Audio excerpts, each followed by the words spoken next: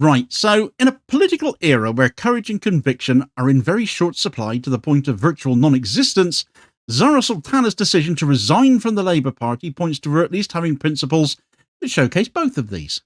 Yesterday, the Coventry South MP made the headlines not just for her departure, though, but for her announcement of the birth of a new political force, a new political party even, one she said she will be co-leading alongside former Labour leader Jeremy Corbyn. Whether or not all the pieces are yet in place, though, the moment has ignited hope in thousands who have watched the Labour left be silenced, sidelined and sacrificed, and the years of talk of Corbyn starting a new party may be what we're finally seeing. Sultana's resignation was long in the making, though. Having had the Labour whip withdrawn nearly a year ago after voting against the party line on welfare reforms, her decision is no sudden break but the culmination of an escalating ideological chasm between her and a Labour leadership under Keir Starmer that has veered increasingly rightwards, no longer resembling a Labour Party at all. Her departure is significant not just for its timing, but for the boldness of her claim that a new party of the left is emerging, and she will help lead it. Yet what should have been a powerful moment of rebellion against a rightward lurching Labour machine has been somewhat complicated by one inconvenient point. Jeremy Corbyn himself has not yet confirmed his participation. Right, so, in a bit of drama, last night, Zara Sultana, MP for Coventry South, has officially resigned from the Labour Party. Well done her, not before time, claiming she will co-lead a new left-wing political party with former Labour leader Jeremy Corbyn, and frankly, given how she's been treated by her own party, who can blame her? The announcement has sent ripples across Britain's political landscape, though, exposing deep fractures within the Labour movement that are all on Starmer, frankly, yet still reigniting old debates about unity and ideology and political strategy on the British left. Sultana's resignation has been long in the making, as I said a moment ago. Having had the Labour whip withdrawn nearly a year ago after daring to vote against the party line over keeping kids in poverty by not lifting the two-child benefit cap, her decision is no sudden break, but the culmination of an escalating ideological gap between her positions, challenging her own party leader more than many opposition MPs have, and that Labour leadership under Keir Starmer that has veered increasingly towards the likes of the Tories and Reform UK, as the increasingly unpopular Starmer chases votes still that he will never win. To understand the significance of Sultana's move, though, it's worth asking why she left Labour at this particular moment, though. Her statement issued upon resignation outlined her disillusionment with a party she believes has abandoned its core values, and frankly, that's a belief many of us already share. She said, "Today, after 14 years, I am resigning from the Labour Party. Jeremy Corbyn and I will co-lead the founding of a new party with other independent MPs, campaigners and activists across the country. Westminster is broken, but the real crisis is deeper. Just 50 families now own more wealth than half the UK population. Poverty is growing, inequality is obscene, and the two-party system offers nothing but managed decline and broken promises. A year ago, I was suspended by the Labour Party for voting to abolish the two-child benefit cap and lift 400,000 children out of poverty. I'd do it again. I voted against scrapping winter fuel payments for pensioners. I'd do it again. Now the government wants to make disabled people suffer. They just can't decide how much. Meanwhile, a billionaire-backed grifter is leading the polls because Labour has completely failed to improve people's lives. And across the political establishment, from Farage to Starmer, they smear people of conscience trying to stop a genocide in Gaza as terrorists. But the truth is clear. This government is an active participant in genocide, and the British people oppose it. We're not going to take this anymore. We're not an island of strangers. We're an island that's suffering. We need homes and lives we can actually afford, not rip off bills we pay every month to a tiny elite bathing in cash. We need our money spent on public services, not forever wars. In 2029, the choice will be stark: socialism or barbarism. Billionaires already have 3 parties fighting for them. It's time the rest of us had one." It's a powerful statement. The same Labour Party that once championed anti-poverty and anti-racist values now, in her eyes, as it is in the eyes of a great many of us as well, enabling economic suffering at home and genocide abroad instead. Sultana's rebellion on welfare legislation last year, voting against Starmer-backed cuts to child benefits and winter fuel payments for pensioners, led to her suspension. But the roots of her dissent lie deeper. In Starmer's repeated marginalisation of the Labour left, a political project that under Corbyn inspired a surge in party membership and grassroots activism. With the Gaza war as a flashpoint, Starmer's reluctance to meaningfully condemn Israeli atrocities or support a ceasefire further alienated Sultana and a large proportion of Labour's base again. And after Starmer's assault on child poverty and then pensioners and now the disabled, well, as the saying goes, enough is enough, it seems. Her resignation, then, it's not just a personal one, but goes to the heart what she believes in, what she joined Labour for, as so many of us did once upon a time. And now the Labour Party has abandoned us. They're becoming ever more Tory. We've not abandoned it. It is a loud indictment of Labour's abandonment of its socialist principles and the suffocation of its left wing.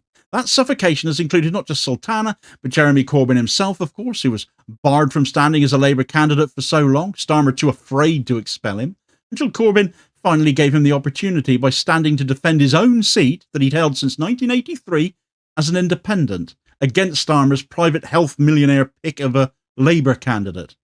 Corbyn, of course, still won to Starmer's shame.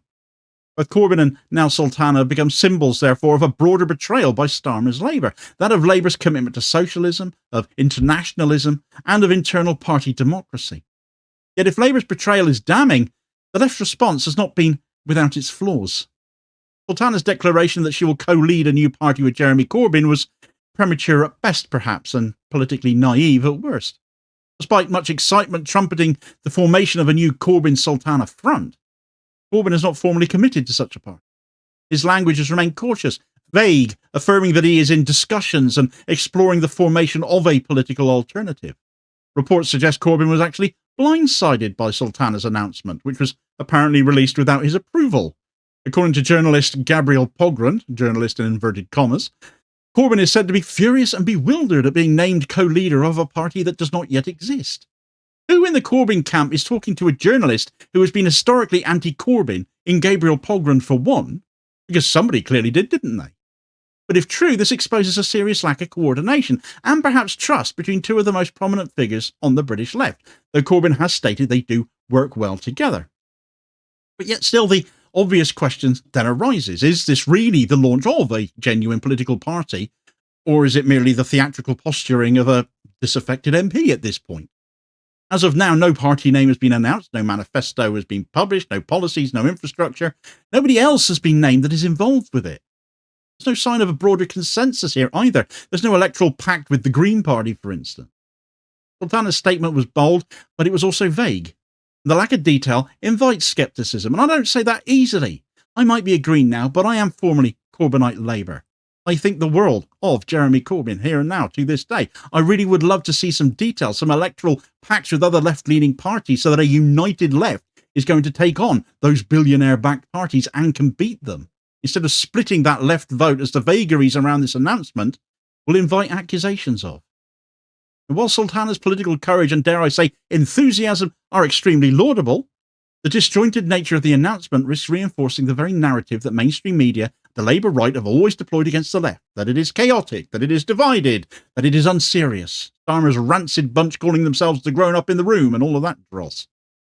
Timing of the announcement, absent Corbyn's confirmation, has handed ammunition to those who wish to dismiss this effort as nothing more than the latest in a long line of failed leftist splinters, and I hope this is not that.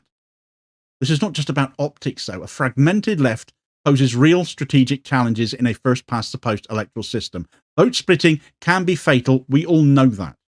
If Sultana's new party cannot forge electoral pacts, particularly with the Green Party, even more so if it ends up being led by Zach Polanski in the near future, it risks not only irrelevance, but actively helping to return right-wing MPs in tightly contested seats, which is the last thing any of us want. Without alliances, it becomes a protest vehicle instead of a viable contender. So this raises another set of questions. What impact will this initiative have on the broader British left, then? Can it energise disillusioned voters who have turned away from Labour, or will it merely siphon off activist energy into another electoral dead end? The answer depends in part on whether this becomes a movement or a moment. If Sultana and her allies can build a real coalition, linking disaffected Labour voters, the Greens, independent MPs, other social movements, they might yet lay the foundations for a new left bloc. But if the left repeats its pattern of internecine division, this will become yet another footnote in British political history. I'd also argue why she needs Corbyn to co-lead this. Has he not done enough for the left? Has she not got sufficient profile of her own right now? He's now 76, she's 31. Does he even want to go through this again? I won't take anything away from Corbyn's energy. I wouldn't put it past him at 76 to go for it. But at what point do we on the left say we can't keep turning to him? We should also ask whether this reflects a deeper realignment too, a deeper truth. Because in truth, Starmer's Labour has long been alien to the generation of activists that were politicised by Corbynism. He abandoned them. He didn't want to know them. He's chased right-wing votes instead. Palestine solidarity, Black Lives Matter, climate justice. These movements demand transformation, as Starmer just lurches from one Brill-creamed borefest to another in every relaunch of his leadership he attempts. In resigning, Sultana may be voicing a generational revolt, one that sees the Labour Party as structurally incapable of delivering justice. In that sense, her decision may prove prophetic, because Starmer ain't turning anything around, is he? Yet even prophets must build movements, not just declare them. So Sultana's announcement, before the groundwork necessary for sustainable organising has been done, obviously that must be caveated against stuff happening behind the scenes we may not know about. But in naming herself co-leader before securing Corbyn's agreement, it does certainly imply otherwise. Movements require more than declarations. They need trust, they need coordination, they need strategy. This should have been a big conference sort of hall moment, shouldn't it? Not a tweet. But looking forward, all eyes will be on Corbyn now, though. Will he now publicly embrace Sultana's initiative, lending it the credibility and organisational gravity that it seems to currently lack? For as much as I might bring up the issue of fairness for Corbyn to be a co-leader, doing so would quickly thrust this still unnamed, still alleged party forwards at quite a rate. Or will he remain on the periphery, more comfortable with where he is in the here and now? There's an argument that without Corbyn, this party will struggle for visibility. With him, it'll be thrust into the limelight. But will it come with the same issues that dogged his leadership of the Labour Party, especially if somebody is already leaking stuff to the likes of Gabriel Pogrund? Sultana's exit from Labour is ultimately a swipe across the bows for Keir Starmer, and also a clarion call for justice. But justice demands not just outrage, but organisation. If this new project is to become more than a moment of defiance, it needs to build alliances, craft policy, and learn from its past failures. British socialism has always danced on the edge of renaissance and ruin, not helped by billionaire-backed media looking for any opening they can to exploit, to knock it down. Whether this latest rupture leads to regeneration or irrelevance will depend not just on passion, but on patience and discipline and unity. Zara Sultana has fired the starting pistol here, but was it a false start? Or are the left actually going to come together and finish the race this time? For as much as disability cuts might have been the last straw for Sultana, they might be the death knell for Keir Starmer too, forced to completely gut his universal credit and PIP bill to just get it past second reading, making it functionally pointless, pointlessly cruel for what is left of it, now saving no money at all. All the details of that story in this video recommendation here is your suggested next watch. But please do also hit like, share and subscribe if you haven't done so already, so as to ensure you don't miss out on all new daily content, as well as spreading the word and helping to support the channel at the very same time, which is very much appreciated, holding power to account for ordinary working class people. I'll hopefully catch you on the next vid. Cheers, folks.